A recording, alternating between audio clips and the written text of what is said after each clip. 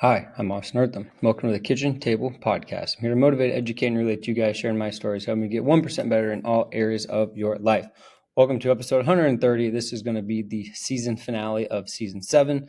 So we will end during this Labor Day weekend, and then we will pick back up the first week of October. So a little bit, a week or two later than we normally do for the break and the little change of seasons. But it's going to flow in the schedule a little bit better this year, and probably have a lot to talk about come October.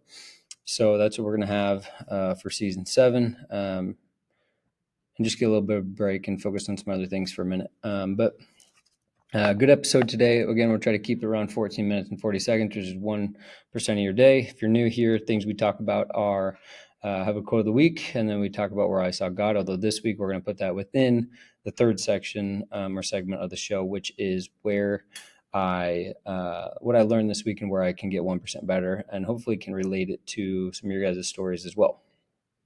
That being said, appreciate everybody who makes this podcast able to happen. Riverside, Spotify for podcasters, obviously the platform. Couldn't do without them, literally. Eartham Healthcare Services, Close Professional Caking Camps, and Vitargo. Appreciate you guys. Vitargo, there's a link in the description.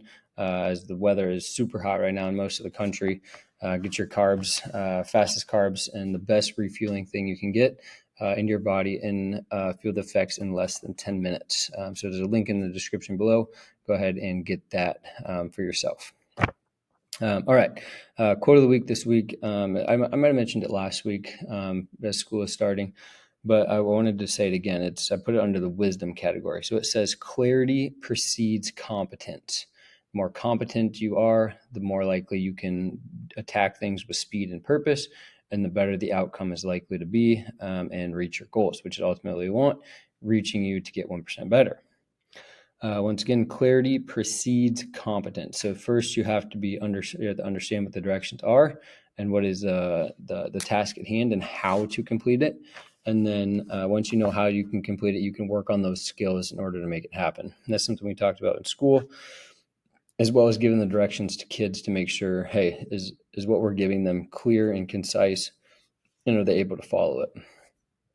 And only then are they able to critically think and figure it out. Yes, there's some creative juices that should be flowing, but in general, to have some clarity of direction helps to create some competence. I thought that was a good quote from this past week.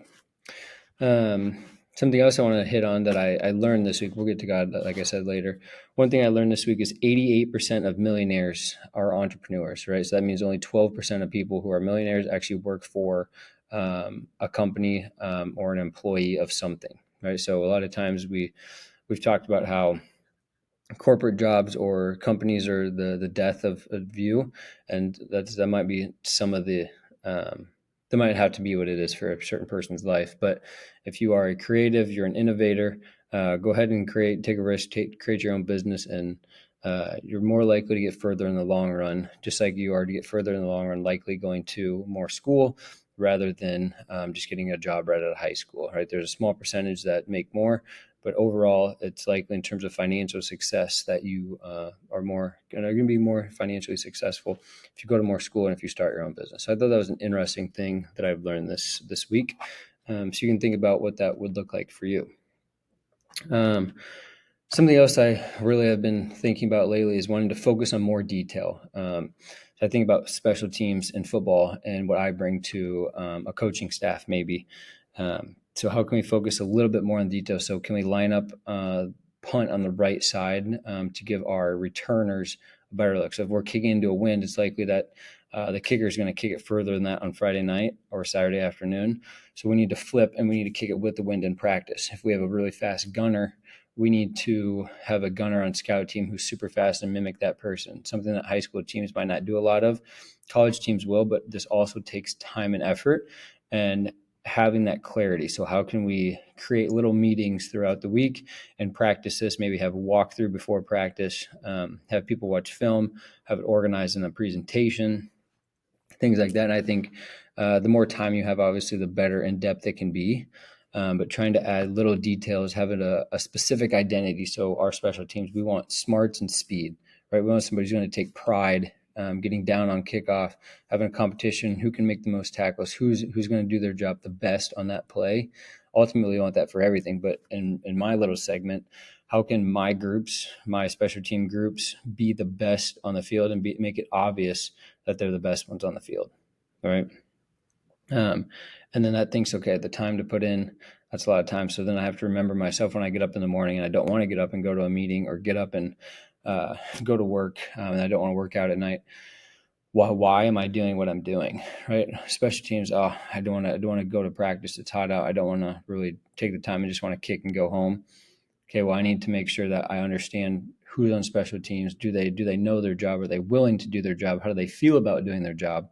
And then can we make it happen on game night, essentially? So during the week, we got to practice that. In order to be the best unit on Friday night, you got to practice that diligently on Monday through Thursday, without trying to overuse each player, because all of a sudden might play offense or defense, especially in a high school field. So I think reminding ourselves why we do that is super important, and the details to get there is what's going to happen. Kind of like the process of goal setting, right? We always talk about outcomes, but we want the process to get there. So I think another process I worked on this week is weekly CrossFit movements that I want to do. I'm going to officially do the Open this next year. And I wrote down all the movements that I do for CrossFit, whatever they are. And then I starred all the ones I need to do each week. So I need to do like a power clean, hang clean, or dumbbell clean each week, right? Probably somewhat heavy, moderate, and light would be even awesome. I'm going to write that down. Moderate, light. We also need to have sleds. We need to have the pegboard that I wrote this week that I forgot. But each week we got to do toes to bar. We need to do some sort of running or a conditioning piece with machines, probably swim. So those are some things that I wrote down I'm going to do each week. I'm going to just cross them off the whiteboard. Okay, I've done this, mix, match, long, short, heavy, moderate, whatever it might be. And that's how you get fitter right there. So I wrote those down to have more detailed in my training. I can still practice coming up with my own workouts or modifying other workouts for my time domain that I need, but making sure I get more of a variety. The more you do something, the better it will be. So I have that. And then what I also thought about coaching is one, you need to explain stuff and then you can go on the field and work on it, right? It's really hard for kids to maybe see it if they don't watch it in a you got different type of learners, right? So seeing it on a piece of paper and drawing it out where it might go, watching some film on it, and then showing it live in a walkthrough and stopping that walkthrough saying, hey, what went wrong here? What went right? And so just saying, yeah, you did this right or wrong, actually showing them on the field after going through it. Again, it all takes time, but less is sometimes more, especially if you're doing conditioning and stuff in the weight room. I think all those times, NFL especially, is like this. They do a lot of walkthrough stuff and more mental stuff than physical. And if we can add that to our program for high school, then it's just going to be a lot more detailed than any other team might have. So something I always said in high school for soccer is just moving cones. And if you can be in the right place at the right time, you're going to be better than 90% of teams. And then you add some athleticism, then all you're missing is the actual soccer piece. And again, if you have a few guys who got that soccer piece down, you keep them with the ball, and you're a lot better than most teams, especially at smaller schools like I was at. So thinking about those easy things, it doesn't need to be game changing, but easy things to get better, get a little bit ahead here and there are super important. And that's what I thought about when I was watching Georgia Tech versus Florida State a week ago on TV. Florida State had the swinging gate, so you line everybody else up on the outside, then you bring them in to actually kick the extra point. And I'm sure Georgia Tech didn't practice it. Florida State just probably had one or two things in, and so if they see a certain look that they're going to go for it, called the play. And Brandon got in for 2. They got an extra point out of the deal compared to only getting 7. Or they make Georgia Tech call a timeout, which they probably should have done. Either way, it's a win-win. You practice things a couple times, and then you're ready for it. Right. And the defense didn't practice for it. So either way, you can win that. You make them cause a timeout, or you score a point and put them in a situation. If they all do it fine, then hey, you just kick the extra point, no harm hurt. And then you make teams later on also call or work on that stuff, and that takes time to practice the swinging gate. So I think that's another way to get ahead, is do those little things like that and then come up with little gamesmanship opportunities each week. The last thing I want to talk about this week is back to the CrossFit Games and how there's a death at the games in event 1. I worked out the other day when it was 102 in Iowa, felt like 113. Big humidity. Also do the corn, which you should look that up. Basically, the corn takes in all that sunlight and releases the water to create the sugar. And so I was working out in the garage. It was probably 100 degrees in the garage, and I felt like I was in a sauna. My heart rate wasn't as high as I thought it was, but definitely felt the heat effect.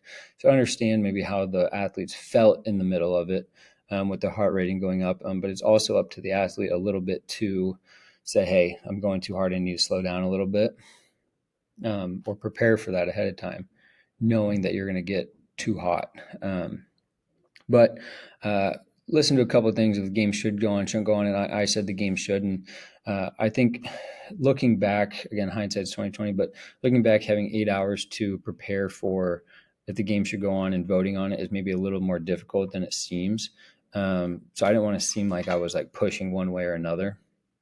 I think listening to everybody's opinions and thoughts is really important because it affects everybody, and it already is going to have an asterisk next to it. I think the game should have went on. Now, should they have played for prize money? I don't know. Everybody who said they shouldn't go prize money already has a bunch of money. People prepare their whole lives, might not get there again to win this money. And someone could argue that if you're not that good, then you're not going to win the money anyways, which is true. But having that experience is also what's already going to be changed no matter what, which is unfortunate and out of your control. But it's also part of why they came there. And I don't want to say that the winner is the one who could keep up the hardest and keep it the most normal, because that's also tough to put it in situation. So I don't know what the right and wrong thing is, because I also understand that you can't perform as well knowing that, hey, I just had a friend lose their life.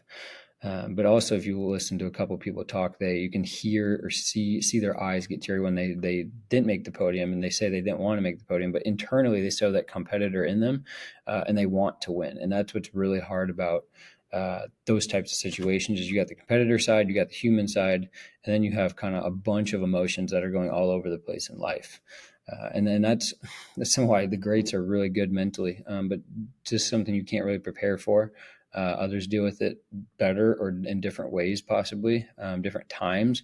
After the competition was done, everybody kind of broke down a little bit more. But also, you don't want to not go on with the competition to have that be the remembrance of him. And what would he want? We don't know. And again, the family's not, what are they supposed to say? Like, yes, do it, or no, don't do it. Like, they don't really care. I mean, they do, but they don't, like, and that, what are they going to say? No? Or they're going to say, yeah, go with it. Well, can't wait to watch. It doesn't matter to them. So just where I saw God this week is reminding ourselves that life is really a process, and everybody processes events in life differently.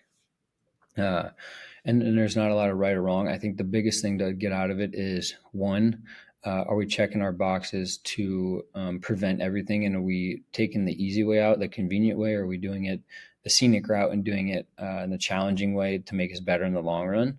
And two is, are we having that empathy, listening, and thinking about what might be the best for the overall good and what's going on?